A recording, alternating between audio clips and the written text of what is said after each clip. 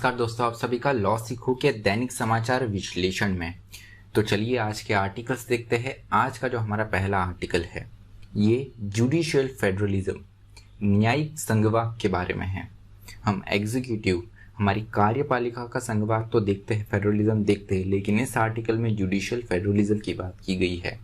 कोविड-19 की second wave को देखते हुए जिस तरीके से हमारी पूरी हेल्थ सिस्टम है वो कोलैप्स हुआ है, वो अपने आप में धराशायी हुआ है, उसको देखते हुए अलग अलग हाई कोर्ट ने अपने रीजनल स्थिति इसको देखते हुए अपने रीजनल परिवेश में यहाँ पर कुछ जजमेंट्स दिए हैं। उसके अलावा सुप्रीम कोर्ट ने भी यहाँ पर सो मोटो स्व संज्ञान यहाँ पर एक याचिका खुद ली है।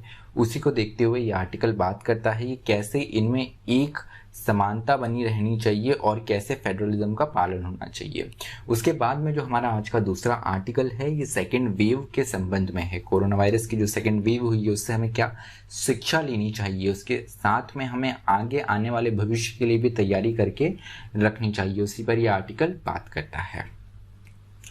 तो चलिए, जैसे कि हम आर्टिकल में आगे डिस्कशन पे बढ़े उससे पहले मैं अपने आप को आप सबके समक्ष यहाँ पे अपना परिचय करना चाहूँगा। मेरा नाम है खुशवंत पवार। मैंने अपना BLS LLB government law college Mumbai से 2018 में पास किया है। उसके बाद में मैंने मास्टर इन लॉज जो है वो Tata institute of social science से किया है। इससे पूर्व में मैं PNB हाउसिंग फाइनेंस लिमिटेड के साथ में काम कर चुका हूँ। अभी यहाँ पर प्रेजेंट में वर्तमान में मैं बॉम्बे हाई कोर्ट में एडवोकेट के रूप में प्रैक्टिस करता हूँ। उसके साथ में मैं लॉ सीखो में as a independent consultant work करता हूँ। अगर आप मुझे फॉलो करना चाहें तो ट्विटर पे आप @खुश पवार सर्च कर सकते हैं। उसके अलावा लिंक्डइन पे खुशवंत पवार सर्च करके भी आप मुझसे कनेक्ट हो सकते हैं। तो चलिए आज के MCQ पर बढ़ते हैं। वह यह है कि स्पेस एक्स इन्होंने हाल ही में एक रिसाइकल्ड रॉकेट को बनाया है जिसे रिसाइकल्ड वे में यूज किया जा सकता है और कैप्सूल के रूप में यहाँ पर एस्ट्रोनॉट्स अंतरिक्ष यात्रियों को लॉन्च उनको यहाँ पर इन रॉकेट्स के माध्यम से अंतरिक्ष में भेजा जा सकता है। तो स्पेस एक्स ने ये जो रिसाइकल्ड रॉकेट को बनाया है इसका क्या नाम है? आपका ऑप्शन ए है ड्रैगन, ऑप्शन बी है मॉक्सी MOXIE, ऑप्शन सी है कैप्शन या ऑप्शन डी होप। जो भी आपका उत्तर हो कमेंट बॉक्स में जरूर लिखिएगा। तो चलिए वर्णनात्मक प्रश्न की ओर बढ़ते हुए यह है कि यहाँ पर आपको चर्चा करनी है कि किस प्रकार हमारे जो विभिन्न कोर्ट हैं ये यूनिफॉर्म जुडिशियल ऑर्डर्स किस तरीके से दे सकते हैं जिसमें हमारे सिस्टम में एक अनुकूलता बने रहे और जितने भी जजमेंट्स आते हैं यहाँ पर निर्णय आते हैं उनमें भी अनुकूलता कोहेरेंस बना रहे। तो आप आपका उत्तर 250 शब्दों में लिख सकते हैं। चलिए पहले आर्टिकल की ओर बढ़ते हैं, जुडिशियल फेडरलिज्म, न्यायिक संघवाद के बारे में। तो यहाँ पर कोविड-19 की सेकेंड वेव को देखते हुए ऑक्सीजन से लेकर दवाई गोलियों की यहाँ पर इंजेक्शंस की काफ़ी ज़्यादा किल्लत हुई है। उसको देखते हुए यहाँ पर मेजर्स लेने के लिए विभिन्न हाई कोर्ट्स ने, यहाँ तक सुप्रीम कोर्ट ने भी यहाँ पर सुओ मोटो कॉग्निजेंस लिया है। तो अगर हम देखें यहाँ पर कि कोर्ट्स का क्या स्टैंड रहा है हेल्थ इमरजेंसी के परिप्रेक्ष्य में, तो permanent Kataria versus union of India 1989 का ये केस है। इसमें सुप्रीम कोर्ट ने स्पेसिफिकली कहा है कि right to emergency medical treatment जो है वो मौलिक अधिकार का भाग है। तो ये सिटीजन का फंडामेंटल राइट होता है। उसके अलावा कोविड-19 की हेल्थ इमरजेंसी को देखा जाए तो यहाँ पर Delhi high court, Gujarat high court, Madras, Bombay high court, इन लोगों ने यहाँ पर ऑक्सीजन की सप्लाई को खासकर रहते हुए यहाँ पर सो मोटो कॉग्निजेंस लिया है और वहाँ की जो राज्य सरकारें हैं उन्हें बहुत कड़े शब्दों में उनको फटकार भी लगाई है। तो यहाँ पर सुप्रीम कोर्ट ने भी यहाँ पर सो मोटो कॉग्निजेंस लिया है। केस का नाम है redistribution of essential supplies and services during pandemic. तो यहाँ पर कैसे एसेंशियल सर्विसेज का प्रॉपर सप्लाई और डिस्ट्रीब्यूशन बना रहे इसको देखते हुए सो मोटो कॉग्निजेंस लिया है। उसके अलावा हेल्थ अथॉरिटीज के द्वारा जिस प्रकार से जिस मैनर में यहाँ पर डिस्ट्रीब्यूशन को कहा गया है वो कितने सुचारू रूप में चल रहा है इसको देखते हुए भी ये यहाँ पर सो मोटो कॉग्निजेंस लिया गया है, क्योंकि काफ़ी राज्यों की तरफ से ये कहा जा रहा है कि उनको पर्याप्त मात्रा में जो रिसोर्सेज संसाधन चाहिए वो नहीं मिल पा रहे हैं। अब बात यहाँ पर ये आ रही है कि जो विभिन्न विभिन्न सरकारों के द्वारा यहाँ पर डिसीजन लिया जा रहा है, जो ऑर्डर्स लिए जा रहे हैं वो अपने आप में कितने यूनिफॉर्म है, कितने समान है, उस पर भी एक प्रश्न चिन्ह खड़ा होता है। अब बात यह आती है कि विभिन्न हाई कोर्ट जब इस पर संज्ञान ले रहे हैं, सुप्रीम कोर्ट ने स्वयं इस पर संज्ञान लिया है, तो यहाँ पर सुप्रीम कोर्ट अपने पास में सारे मामले क्यों नहीं ले लेती है?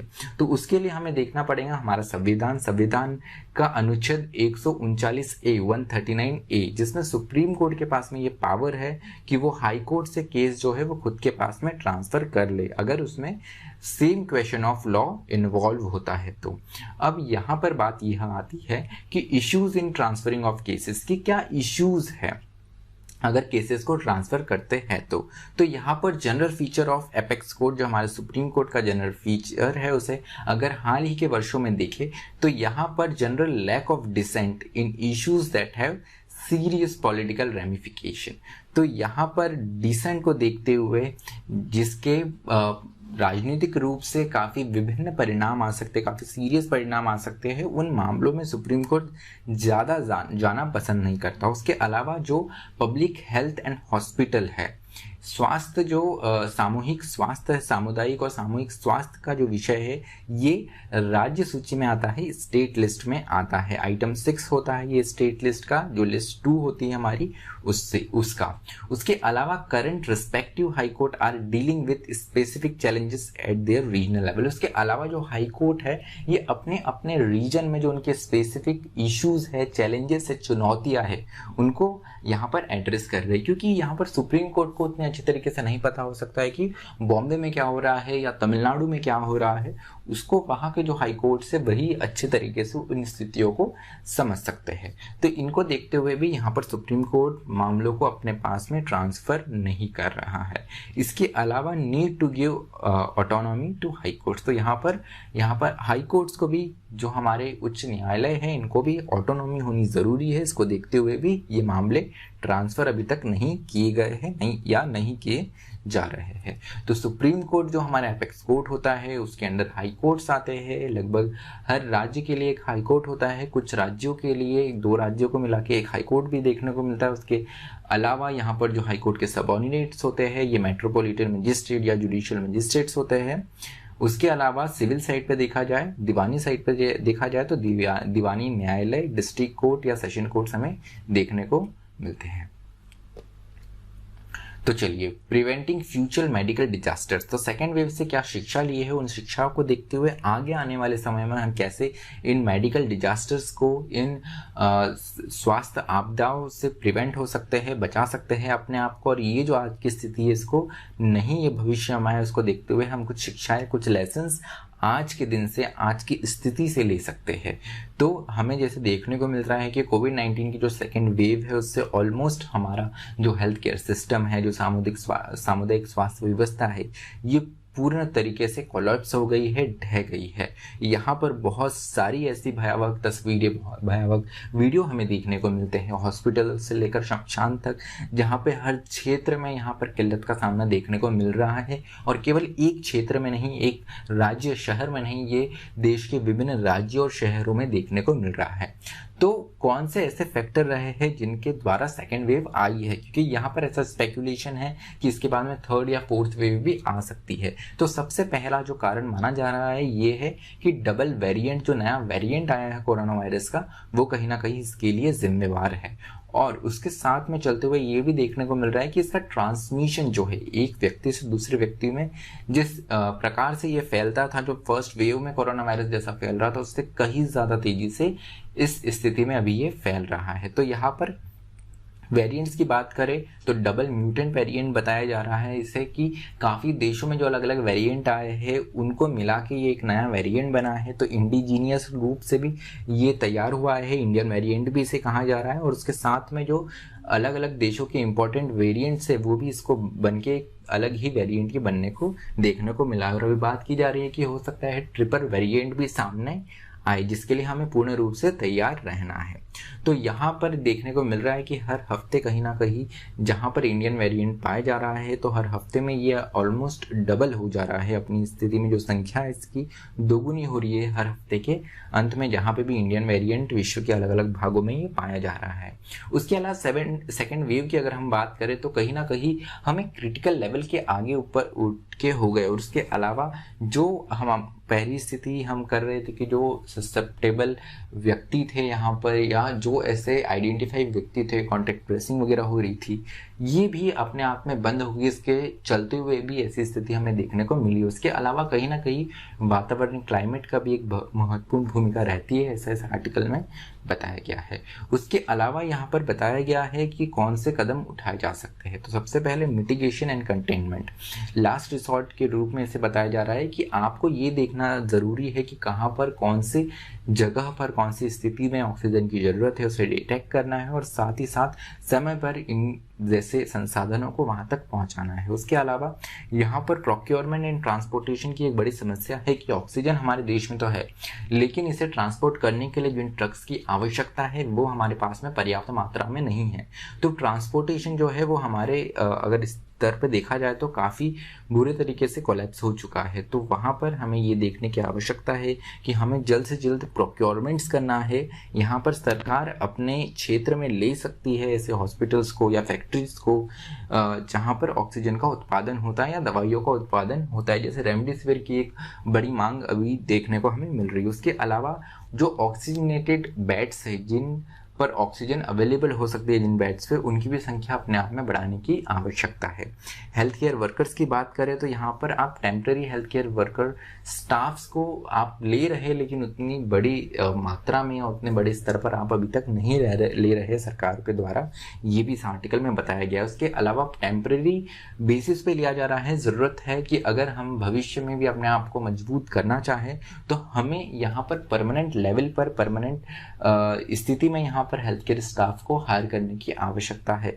उसके अलावा डॉक्टर्स, नर्सिंग स्टाफ और फ्रंटलाइन वर्कर्स जैसे आशा वर्कर, इनका भी नंबर अपने आप में बढ़ाना ज़रूरी है, क्योंकि आशा वर्कर्स जो है वो अगर हम देखें तो जो हमारा रूरल भाग है, जो ग्रामीण भाग है, इनमें वही सबसे ज़्यादा इफेक्टिव रूप में हमें देखने को मिलती है। उसके अलावा frontline workers can map households and match beneficiary to designated health facility. तो यहाँ पर जो फ्रंटलाइन वर्कर्स है ये देख सकते हैं कि किस हाउस होल्ड को कौन सी आवश्यकता है, और उस हिसाब से उन्हें वहाँ जाने के लिए मैप कर सकते हैं, या उन्हें कह सकते हैं कि आप इन संसाधन के पास में, इस स्वास्थ्य केंद्र के पास में जाके अपना इलाज कर सकते हैं। आपको अगर कोविड सेंटर में जाने की ज़रूरत है तो आप सीधे कोविड सेंटर में जाके भी अपना इलाज करवा सकते हैं।